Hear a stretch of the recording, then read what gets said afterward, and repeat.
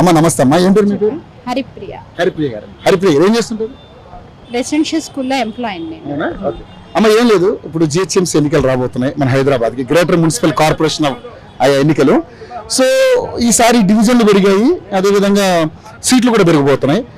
మరి ఏంటి, ఎందుకంటే ఇప్పుడు ఆల్రెడీ గవర్నమెంట్ కాంగ్రెస్ ఉంది, మరి 6 గ్యారెంటీలు అంటున్నారు, మరి బీజేపీ కూడా గట్టి ఫైట్ ఇస్తుంది, అదేవిధంగా బీఆర్ఎస్ కూడా ఉంది, కవిత ఆవిడ కూడా బయటకు వచ్చింది, పవన్ కళ్యాణ్ కూడా వచ్చారు.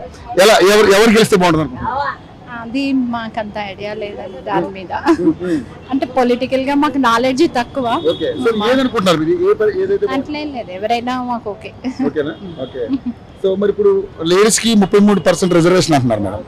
మరి ఇప్పుడు సీట్లు పెరుగుతున్నాయి కదా, మరి కార్పొరేటర్లు అయ్యే అవకాశం ఉంటుంది, మంచిదేనా 33% రిజర్వేషన్? మంచిదే కదా, మహిళల్ని ప్రోత్సహించడం మంచిదే కదా. అదే అన్ని రంగాల్లో లేడీస్ ఉండడం కూడా మంచిదే.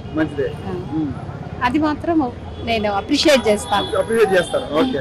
సో రాజకీయ రంగంలో కూడా మహిళలు ఉండాలి. అన్నిట్లలో కూడా. ఓకే. సో మేడం మరి ఈసారి లాస్ట్ టైం జిహెచ్ఎంసీలో బీజేపీకి 48 సీట్లు వచ్చినాయి.